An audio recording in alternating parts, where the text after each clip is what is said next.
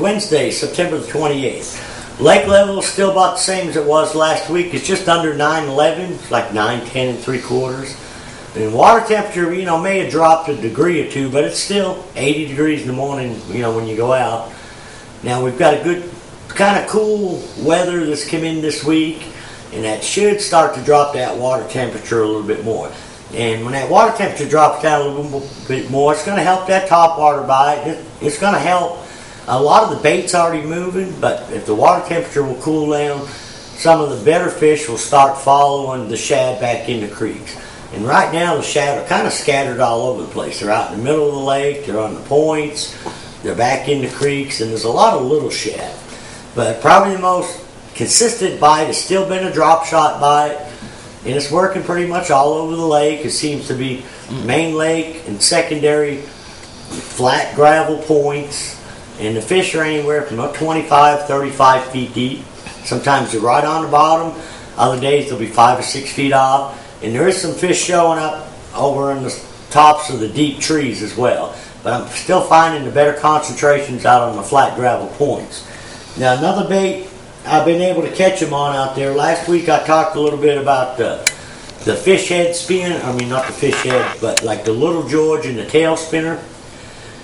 So the fish head spin will work in the same place that I was talking about fishing the Little George and the tail spinner. We throw it a lot in the spring when the shad is spawning, and now that the shad are real active, it's a good little bait to throw. You'll see when you're out there drop shotting, you'll see some fish surface from time to time, but they're hard to catch on a topwater. Sometimes there'll be 3, 4 of them in a group. If you keep that handy, and if you can reach them, if you can throw that tail spinner through them, you can usually catch a couple fish on it. I've been catching, some pretty decent keepers on it. And what I'm using on it is a little 2.8 Kitech swim bait behind it, but you could use like a 4 or 5 inch grub, anything that looks like a shad. Most of the shad are real small. Been a topwater bite still, but it's really hit or miss. On a whopper plopper and a buzzbait, you just got to cover a lot of water, and it seems like it's best for the first couple hours in the morning. Now the smaller whopper ploppers seem to be working a little bit better for me. I'm catching more fish on them, but if one of us is throwing a bigger one, we'll get less bites, but usually get a little bigger bites on the big plopper. But I'm throwing a bone and a black, and then one that's kind of a sexy shad pattern. Been kind of mixing it up. On the cloudy days or low light conditions in the morning or before dark, I'm throwing the bone or the white. And I'm also catching some fish on a buzzbait in the same areas, and I'm trying to concentrate on the type of banks I would fish a crankbait in the spring. Transition banks where it goes from bigger rock to mixed rock with gravel. Some of them may be on the main lake. Some of them will be small pockets off the main lake.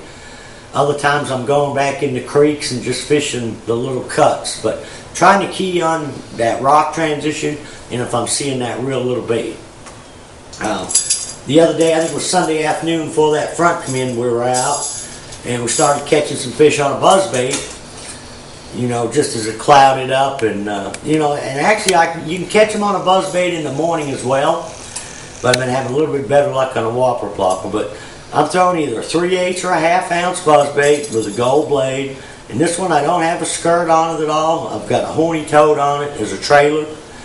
I cast it a lot. The extra weight of that horny toad makes the bait where you can cast it a lot better. And without the skirt, the bait tends not to roll when you cast it, so you have a little bit less backlashes, a little easier to cast, and get some more distance out of it. Now, catching a few fish on a football jig too. There's a lot of different things that'll work this time of year. The fish are, this fish from 2 feet to 40 foot right now. I can catch a few on a dock, on docks, on the deep docks with a white jigging spoon, but it's kind of hit or miss. There's only a few docks that seem to be consistent. And I'm catching a few on football jigs out of the conservation brush piles. The depth of the brush piles that's working the best seems to be, 18 to 25 foot. And you could also throw like a 10-inch worm with a 1/2 ounce weight in the same brush piles.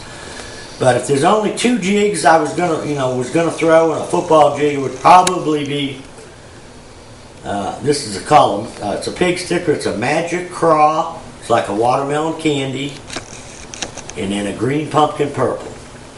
And I've got one of them tipped with a Strike King Baby Rage Craw, watermelon red, and this one I've got tipped with an Ultra Vibe Speed Craw by Zoom, Okeechobee Blue. And a lot of days I don't find there's that much difference from one jig to the next, but with the water clarity we got, it's not real dirty. It's got about 3 foot of visibility most of the places I'm fishing. But the Magic Craw seems to work about the best, most consistent. I actually noticed we caught some crawdads when we were camping this weekend, and they're losing their shell. They're real soft. So the color of them, it's not as dark or green. It's more like a molten color. You've seen that crawdad that, the crankbait that Spro makes, the rock crawler, that's a kind of a molten color. It's kind of like a little yellow and brown.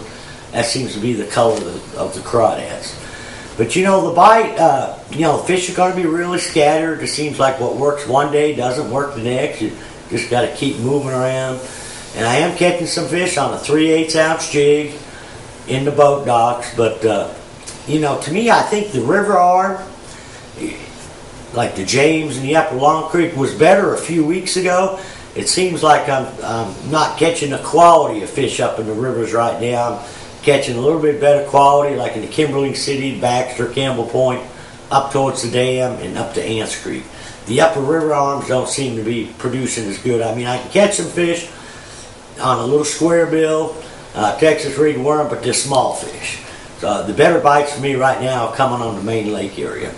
But looking forward to the water cooling down, and I probably won't do a fishing report next Wednesday because I'll be up there at Lake of the Ozarks fishing the FLW coaster.